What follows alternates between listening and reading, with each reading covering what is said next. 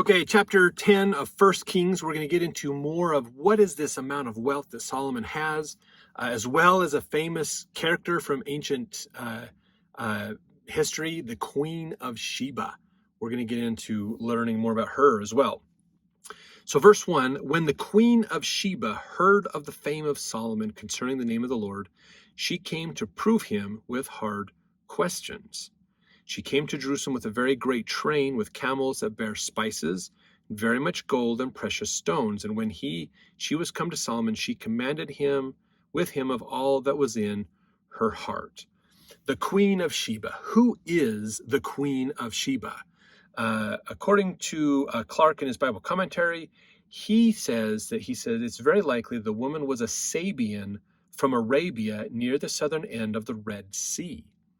So remember, the Red Sea, it kind of comes from the Indian Ocean around what we would call the southern tip of Saudi Arabia, right between Saudi Arabia and Egypt.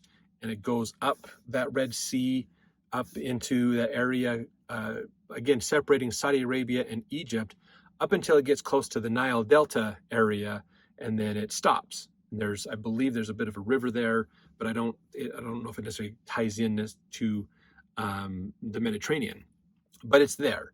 This is also the Red Sea that Lehi and his people come down about halfway down before they cross over and go over to the southern tip of Saudi Arabia, where they end up building the ship and sailing from there basically to the Promised Land.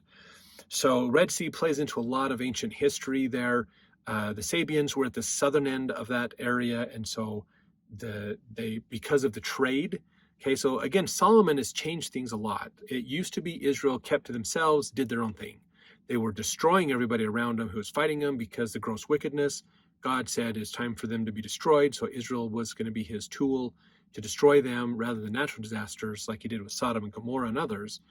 But they kind of kept to themselves. They didn't venture out or do much. But now Solomon has got them connected internationally. He got into major trade with Tyre, which was the Phoenicians and other groups coming together. So he has branched out and has done tremendous stuff. And because of that, he's taxed the heck out of his people, unfortunately. So Sheba's coming to learn more about this great King Solomon. That she brings spices and gold, which was common for the Sabeans to have. They were known for their spices and gold, and they were also known for having women as rulers. So Queen of Sheba makes sense that the queen of this area, the Sabeans, would come up basically from southern Arabia. It's an area that was very treacherous down there, very deserty, not a fun place to go. Used to be a pretty tropical area, but over the years it's just turned into a large desert, the Arabian desert down there basically. A lot of nomad groups. Even the Book of Mormon, we hear the stories of they didn't put a fire up.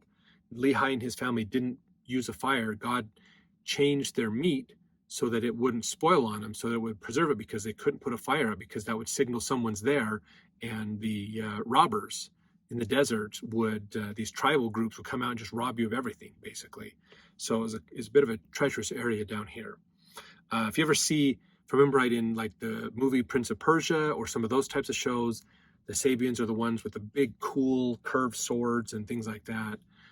More of a kind of seen as like amazing, mystical people of the desert. Verse 3, let's jump into this. And Solomon told all her questions. There was not anything hid from the king which he told her not.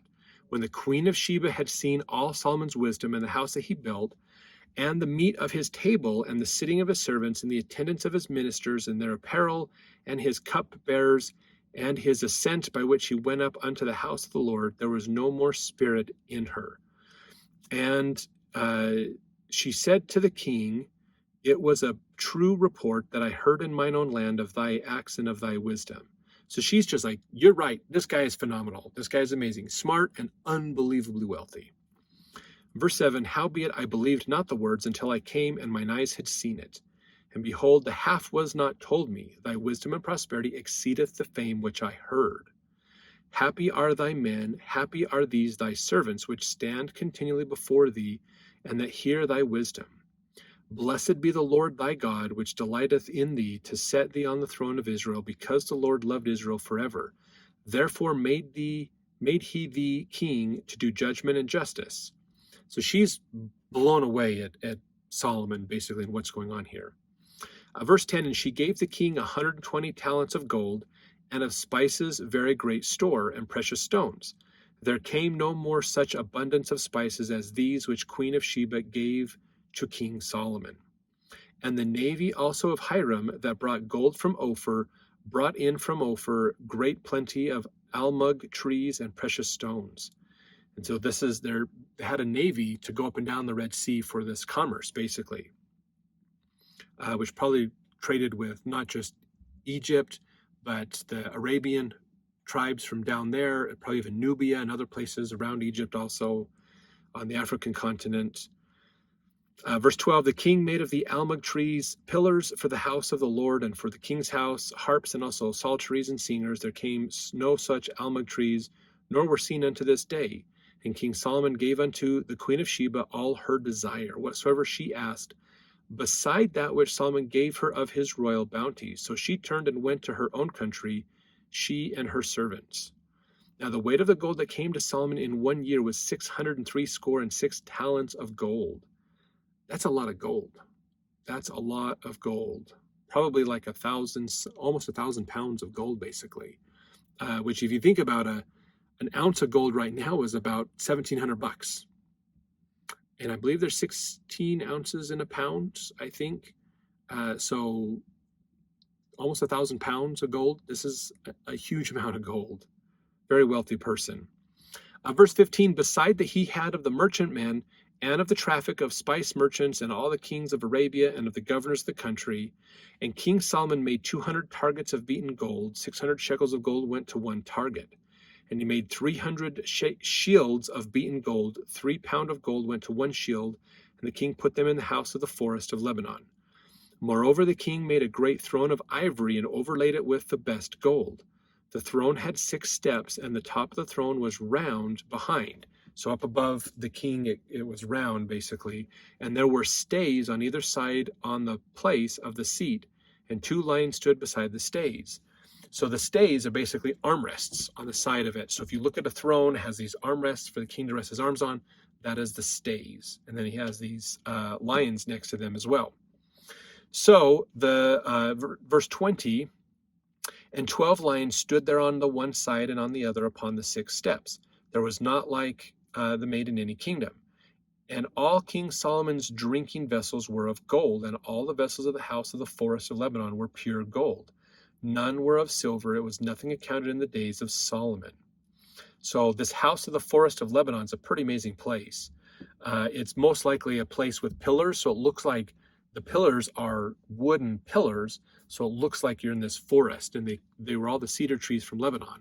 Basically, they were used, so it's probably the house that looked kind of like a man-made forest, basically, because of the pillars. Verse 22, for the king had at sea a navy of Tharshish with the navy of Hiram. So they partnered up in their navies. Once in 3 years came the navy of Tharshish, bringing gold, silver, ivory, and apes and peacocks. So King Solomon exceeded all the kings of the earth for riches and for wisdom, and all the earth sought to Solomon to hear his wisdom which God had put in his heart.